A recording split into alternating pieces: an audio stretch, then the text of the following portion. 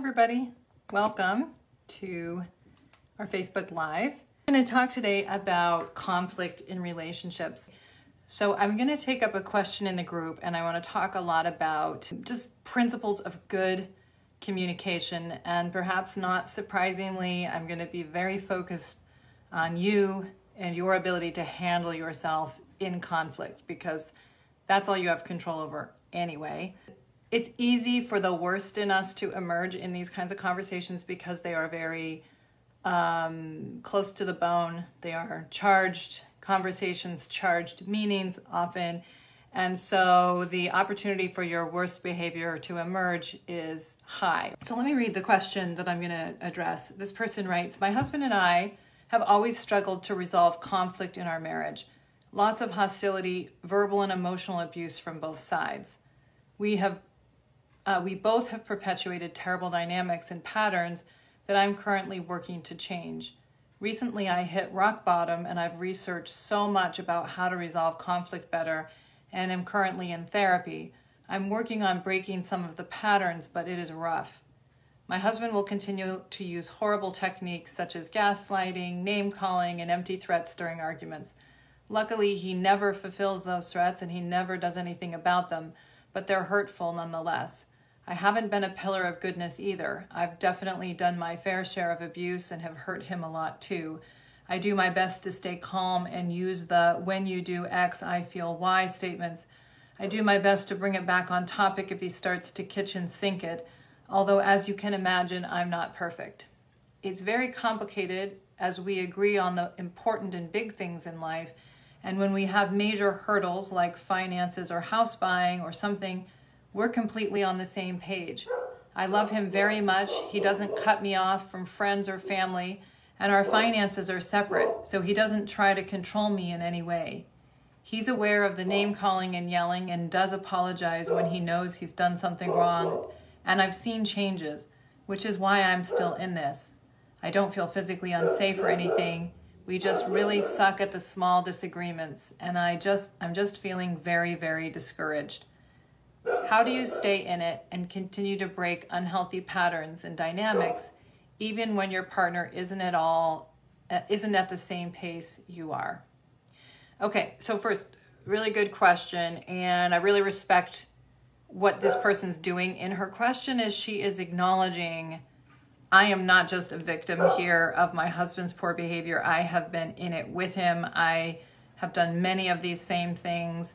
And yet it's also true that the conflict is wearing and taxing, and it's really, really hard to break the pattern. I appreciate that she is confronting her own role, and yet it's also very hard because a lot of times when you're in these patterns, they're so familiar and they're really easy to just get hooked in, with the way that your spouse is doing it, both because you know how to react to that, and because in partnerships, honestly, we're often getting each other where we're weak, okay? It's a good strategy. If you don't want to deal with yourself, you go after the weak part of your spouse, and it's an easy and an even intuitive thing to do. So, but communicate, a lot of times people come in and they say we have a communication problem, and in reality, couples aren't struggling with communication, okay? The idea is like if we would just say things better, we would understand each other better. But the people that are often complaining about communication challenges are often expert communicators, right? That they can communicate an idea very effectively online, writing to their coworkers and so on. So they're not struggling to get their idea across. What they're struggling with is dealing with what they see about their spouse and what is true about them. And so we will often resort to communication patterns that are designed, that have a different goal in mind than being understood. The goal is to prevail. The goal is to dominate in the situation. So if you think about it, when people say, I get out of control with my anger, in my view, that the anger is a strategy. It's often a very familiar strategy. It's a strategy that they learned watching their parents, for example. It's a strategy that's worked in the marriage, but if you get nasty and mean and intimidating, you'll often get your way, right? This is what I talk about in the Strengthening Your Relationship course, when I'm talking about losing strategies, is that, the unbridled self-expression is often designed to get your other people to accommodate you. And so anger isn't about, I just lost control. I'm actually trying to control something through my anger. Another version of this is using victimhood to get people to accommodate you. I can't believe you said that. I'm so hurt.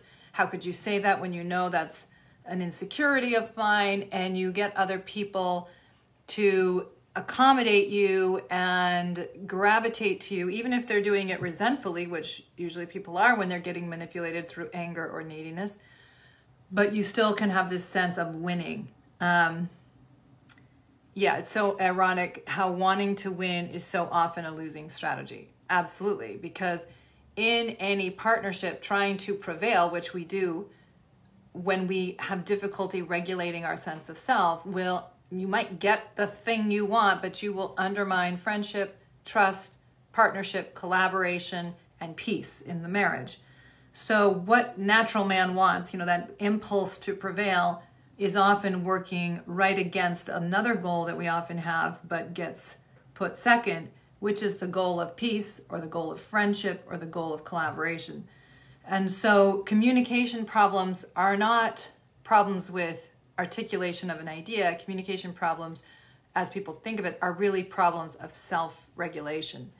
And, you're trying to manage your legitimacy, in the examples I just gave, by dominating, by prevailing in the interaction. My reality is going to dominate.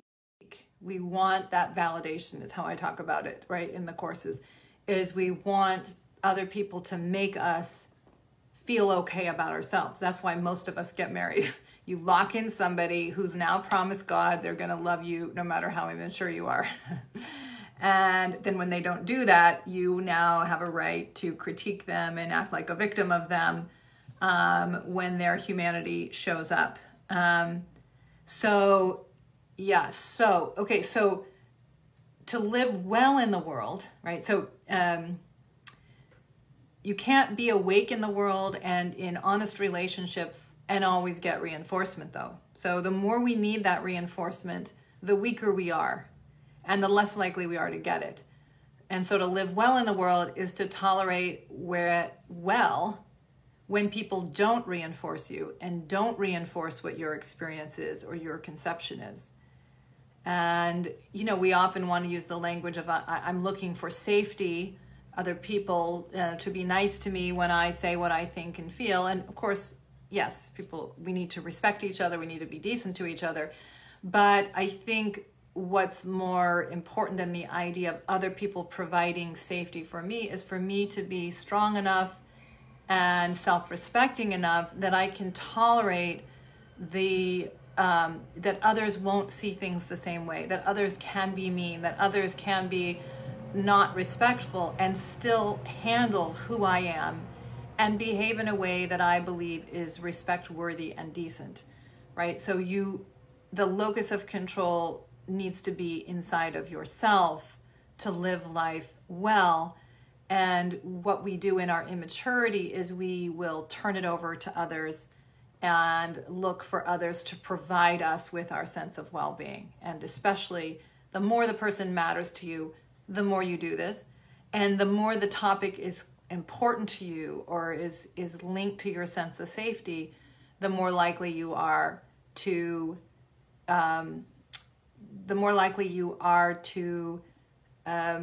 get reactive and try to control others around you. So, okay.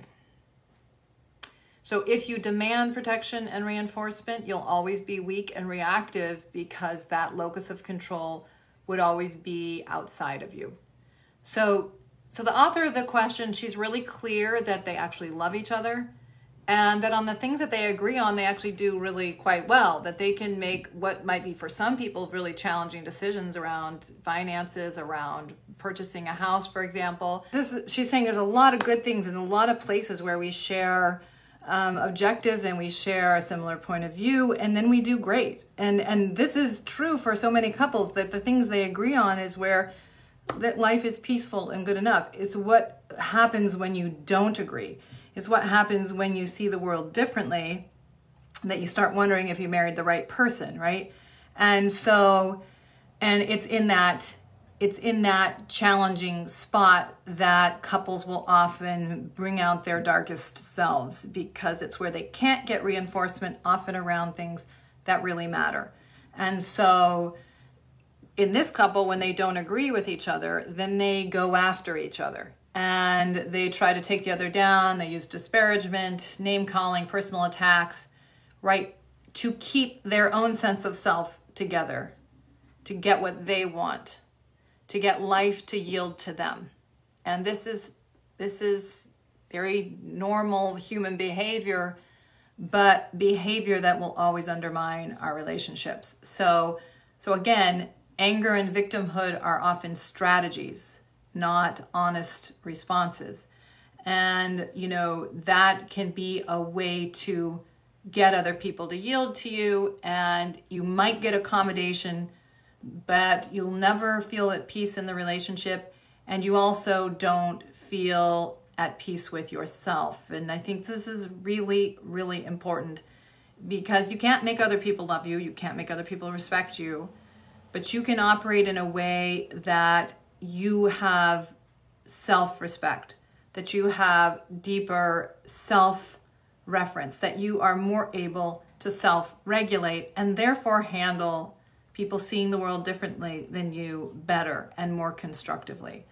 So the courage that it takes, because again, naturally, your spouse is saying something mean, they've given you all the license your regressive mind needs to go right after them and say mean things back and to say, how dare you, and to make this about who's going to dominate here, rather than staying on topic and bringing a decent, honest self into that conversation, even if your spouse is not.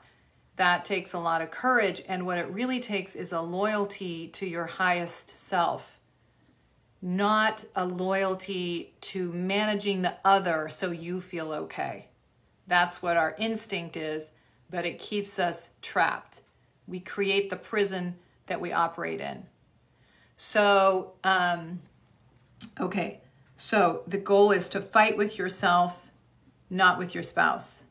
So here's some rules that I just want to give you. They're a lot easier to talk about them. That's right, Sarah. It's a power struggle. And you never win at power struggles. Okay, you just don't. Because you keep that locus of control outside of you, and then you've always got to fight with your spouse to feel okay about you. And it's a power struggle between a vertical relationship. Am I going to dominate, or are you going to dominate? And this is the marriage. Not fun. Who's superior now? Who's superior now? And when you're constantly in that power struggle, there is no safety. There is no peace. And your self-respect is hinging on your weak partner. And so this is really, you know, you want, the only way to be in a horizontal relationship, I talk about this in the online course, in the Strengthening Your Relationship course, the only way to be in a same as position is that you are not, that you are at peace with yourself. You don't have to prevail anymore to manage who you are. That's how you unhook from other people and start to build both more self-respect, more trustworthiness, and you're much easier to, in fact, be with, because being with you doesn't mean you're in a struggle around who's the superior one. A lot of people live their lives constantly in vertical relationships. Most people do. Am I below this person? Am I above this person? And they're constantly trying to establish a sense of self by not being under people, or at least depending on people if they are under people. But always that's outside of them. And the more we bring it into ourselves in an honest, integrity-based way, the freer that we are. Leanne says, I spent years trying to convince my now ex-husband that there were better ways to approach disagreements. The meanness certainly took a toll. After great JFF advice, I stopped trying to convince. Yeah, exactly. Exactly. It's not like I'm going to change you. I work with a lot of people who spend their lives trying to get their spouse to be invested in the marriage, get their spouse to try, learn the skills of better communication or being nicer or whatever it is. And they're complicit in the idea that their sense of self and their hopes reside in that other person. And then the other person cannot try because they're hooking around this over-functioning, under-functioning dynamic. And the more you take on who you're going to be and what you're going to deal with and what you're going to choose, then the more you develop self-respect, capacity for intimacy, but also keep the onus on the other person for their own behavior. Okay, so here are some basic rules. I talk about them much more in depth and give a lot more examples in the Strengthen Your Relationship course, but let me just give you a taste of them. So the first is, and this is really hard, okay, because when you're in that angry, self-righteous state, you think, I finally get what's really going down here. Your regressed mind is telling you that you are a victim of your spouse's stupid ideas and that you see things as they really are, when in fact you don't, because your limbic brain is running the show. And your limbic brain is excellent for fending off the threat of a bear that's about to eat you, a car that's about to hit you. It's not pre-verbal, it is instinctive, reflexive, and it's faster than your prefrontal cortex in processing threat and reacting to threat. So we can all be grateful for our limbic brains in keeping us safe and alive. The problem is when the limbic brain hijacks the prefrontal, when you're trying to have a nuanced conversation about how you manage family resources or how you respond to a child who's struggling, this is not a good time for the limbic brain to come in and act like your spouse is a bear about to eat you for lunch, because you are compromised in your thinking and you think you got it all worked out and that you have a right to be aggressive. So don't speak or try to have difficult conversations when you're reactive and upset. And even if your spouse is to say, I'm going to go calm down because I know everything that I'm going to do next will be impaired and mean, and I'm going to go until I've settled down enough that I can actually come and talk decently and constructively. And if the goal is just to get out of the conversation and you're using the idea of calming down, of course, that's not adaptive to just not deal with conflict. A lot of people will never deal with things and say that's strong. And it's not, because to be underreactive to life's problems is as problematic as being overreactive to life's problems. But to think I want to have my full brain on board before I deal with one of the most nuanced or challenging troubles that we as a couple have, that's good judgment. And so you want to think about, what are the things that calm me down? For a lot of people, movement is one of them. It's kind of how I think it's tied to getting out of a threatening situation. The more that you are in movement, the more your limbic brain will settle down often. So, often going on a walk and thinking, prayer, meditation, those can be things that help people settle down. So think about, what is it that I need to do? You want to seek wisdom, okay? And there are ways to do that, because when you're regressed, you're in an impaired view of yourself and your spouse. And so you want to be in a wiser position. And to do that, I think there's two ways that I think. So first of all, calming down, because it's hard to get wise if you're already in this angry, reactive place. But one of the things that does calm me down is self-confrontation. Okay, what is my role in this problem? What am I pretending? This is my favorite question. What am I pretending not to know about my own role in these circumstances? We're wired to see other people's limitations and to track other people's minds better than our own mind. So we can be really deluded about our own mind and be tracking our spouse's mind rather well. Okay, the problem is, then you think it's all your spouse's problem, and Good news is they think it's all your problem. Okay.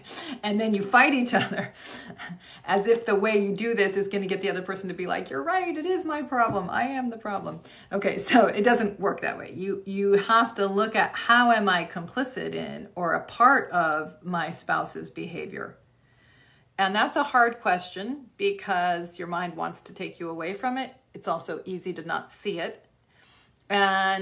But the thing is, it's the only thing you actually have control over, which is, what am I doing that this is a repeating pattern? What's my half of this dance? How do I make it easy for my spouse to do the dysfunctional thing he or she is doing? Why can they get away with it with me?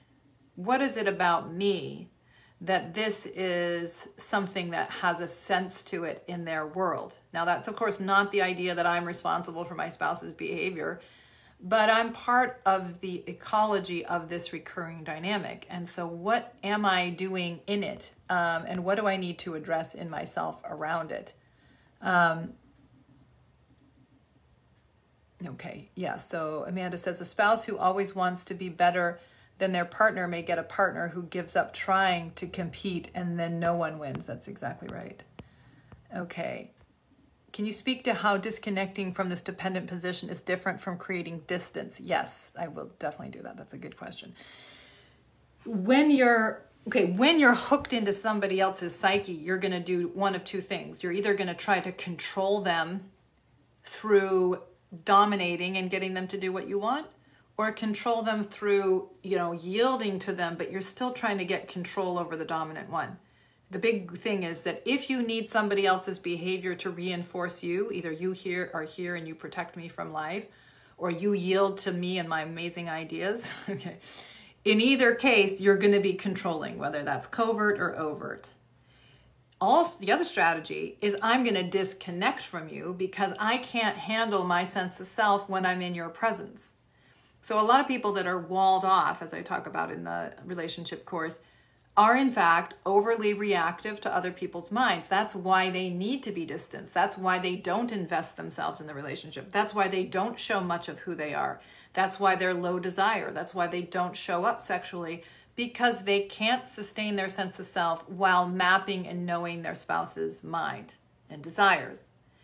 That's also undifferentiated, and it's just as differentiated as the enmeshed person who wants to control overtly or covertly. So the goal of development is that you can belong to yourself and other people. You can be in the presence of knowing what your spouse's desires are and still be true to yourself. You can know your own mind. You can make a decision, and it might even be to do what your spouse wants, but you don't feel like I've lost myself because I did what they want. You're saying, no, I see they want it, and I choose to do what they want. I want them to be happy. I want to do this, but it's being true to myself while I'm with them. Or to be able to say no to something and know that your spouse may be unhappy with you, but you're honoring something you need to honor in yourself genuinely, right? And so you can tolerate that they aren't happy with you because you really can see or believe you're doing what is right for you and therefore the relationship. So our differentiation, our development is linked to our ability to be true to ourselves and others, to belong to our own mind while we're in deep connection with others. That's why being more able to self-regulate means you are more capable of intimacy. You're more tolerant of knowing how your spouse thinks differently than you, that they've experienced the world differently than you, that they think about faith or sex or money differently than you, because you are willing to understand the world from their point of view without feeling you're going to get lost or that you can't hold legitimacy of yours.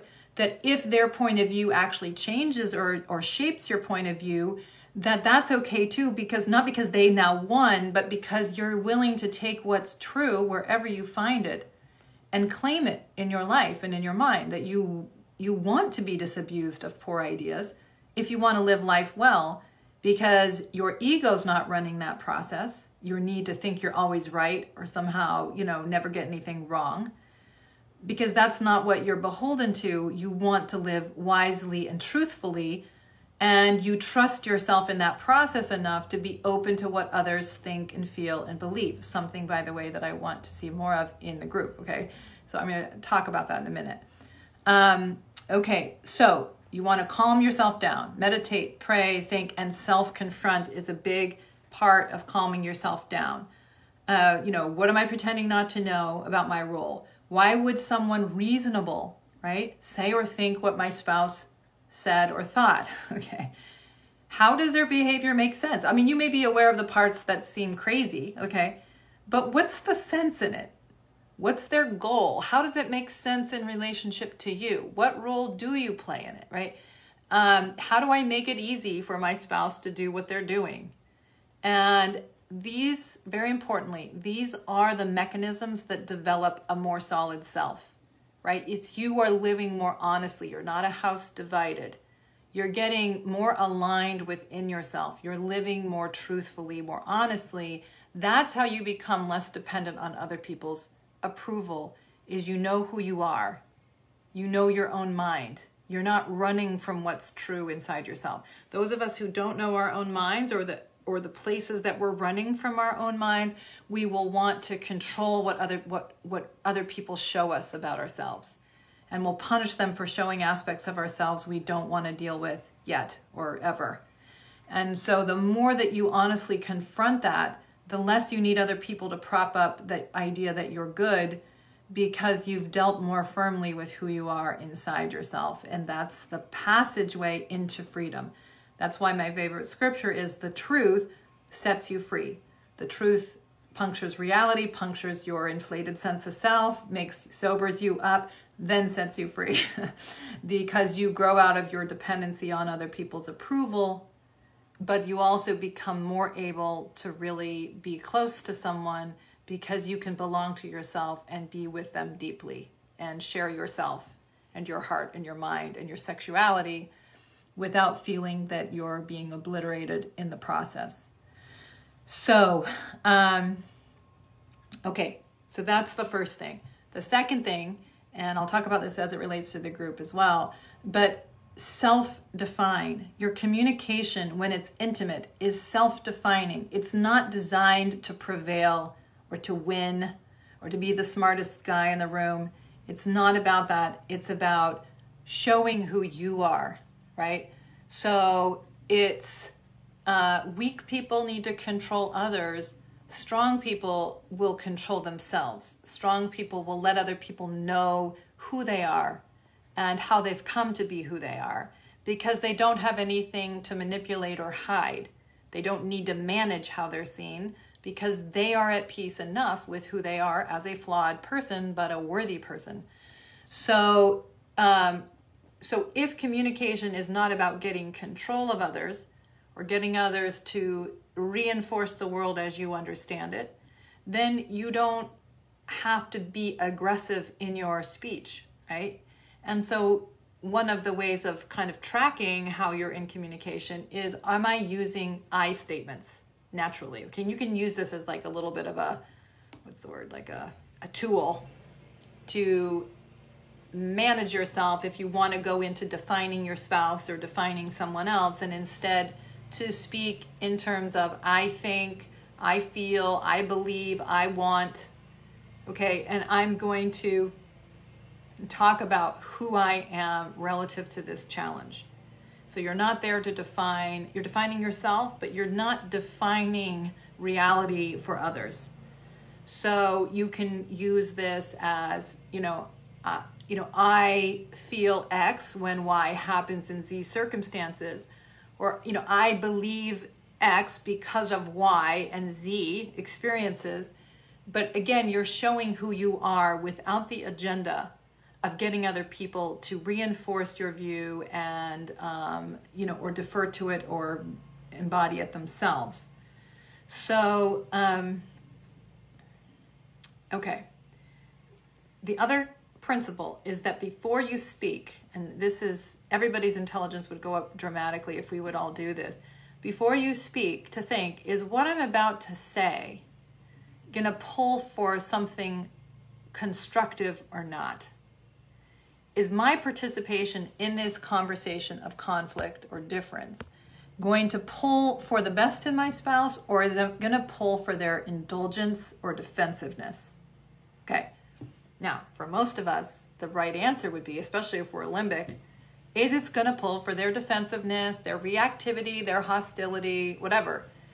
The good question to ask yourself is then why am I saying it? Meaning, what is my goal here?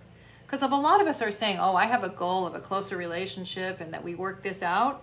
But another goal is operating that you can't see, which is I want to win, okay? And I want to prove to you that I've always had the right point of view. And if you just get in line and be more like me, we'd be a lot happier. And that's a more regressed goal, but it's the one that comes in and hijacks the conversation. And so you have to really think about, I'm very much a part of this problem. I'm a part of my spouse's bad behavior. Do I have the courage to not be a part of it and actually stay constructive? If you do, it feels a lot more exposed. It feels a lot less familiar, and it's going to feel uncomfortable because you're not in your normal power struggle and turf battle. You're actually showing up in a kinder, more open-hearted, more honest, and stronger way, right? Dominance and all that is not strength. That's pretend strength. But it is stronger to say, it's hard for me, this thing. I don't yet know how to solve it. I do want to solve it. I want to solve it with you. Here's where I feel stuck. That's all self-definition, but it's not about fighting with your spouse. It's you've fought with yourself enough to come and expose something more honest, real, and workable. Okay, let me just see.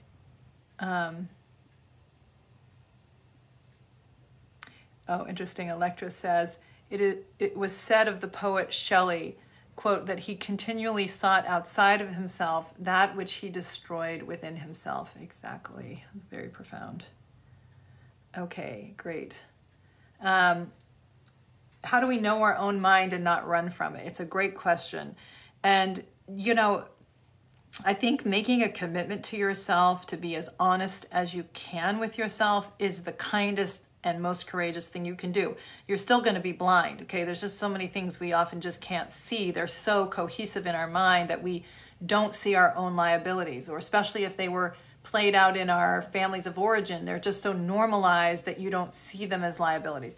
Getting married helps for seeing more of what you don't yet see about yourself. What's the feedback I get? What are the things I often am trying to get away from? What is it that my spouse or my child or my friend sees in me that I keep thinking I'm sneaking or getting away from? So it's not a perfect process, but it's a very valuable process if you have the courage to think that way and to process information that way.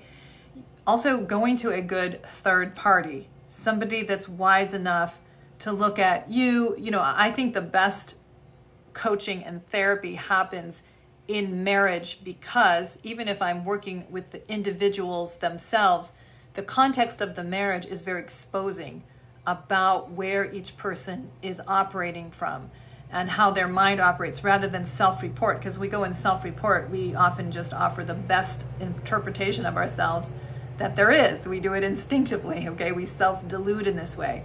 To be able to really see who you are when you're in the crunch, when you're under pressure from somebody that's significant to you, that shows a lot more about how you operate. And so a smart, wise third party that can have kind of a higher view of what is the actual system that's operating here can often give both people more clarity about who they really are, who their spouse really is, and what the pattern is that they keep repeating, because it frees them up to choose otherwise, even though it still takes a ton of courage to do that. Okay, so let me just quickly, because I gotta leave in a little bit here. The one other thing I want to say is that the biggest thing that motivates me, and I think clients of mine, to change is not that I'm being so mean to my spouse. I mean, that matters. And if you see like I'm hurting people that I love, that's good. That's self-confronting. But what my point is you're not doing it at least for me, I find it more motivating that I don't want to be weak. I don't want to be running from myself. I don't want to be making other people reinforce something false in me, because that's the behavior of a weak and fractured person. I want to live honestly. I want to be somebody who has that kind of courage. So it's like, it's not a fight with the spouse or the child, it's a fight within yourself about how you want to live. And I think the reason why that's better is because if you are afraid that, oh, I'm going to concede something, then they win. I don't know. I think that appeals to the regressive part of us, that I don't want to lose. Instead, it's not, oh, I'm losing. No, I'm actually gaining something by living more honestly, more courageously, and not having to pretend something or demand that others pretend something for me. And so I think it fuels this, I want to be strong and I want to be self-reliant and able to manage my reality. That will make me better. It will make the people I love better, because they don't have to deal with me, and because I'm also able to offer more wisdom and clarity in the way that I live. So I think that's a motivating force in the face of those regressive pulls. Ray says, I love this question. 2 things I have found are helpful are writing about the topic I want to know what I think about, yes, and talking with another safe person about the topic. Both of these for me, exploration activities. Exactly. So journal writing, talking to a wise friend, help me with what you think I'm missing about myself in this. You can be prayerful about it. You know, God, help me to have the courage to see what I'm afraid to see. Help it to be revealed to me so that I can be more courageous and live better. Okay. And then if you're going to speak to your spouse about something that's been hard and you've gone through this process of self-confrontation, implicate yourself honestly as well. So I'm talking about speaking about I this, I that, I feel, I want, that's an important thing. But if you're going to talk about your dynamic in the marriage or something that your spouse does that's difficult, you can talk about how it impacts you, but you also want to implicate yourself in the dynamic. So, for example, this person that will ask the question might say, I've made it easy for you to fight back in an angry and attacking way because I know that I have also been provocative. I've also wanted to kind of dominate and push back on you. And we have so many strengths and so much good. And I do love you. And we also come at each other in a way that I know I've been a part of and that I want so much to change for us to thrive and be more at peace. So you're self-defining, you are talking about your spouse's behavior, but you're talking about your part in that cycle so that it's not just accusing and kind of like, when are you going to treat me the way I deserve to be treated? Okay, that pulls for more defensive-ness and so on. Okay, thanks to all of you, and hope you're enjoying this last month of summer. And I will, meaning August, not trying to rush anybody out of summer. And I will see you hopefully in late August. Okay, bye everybody.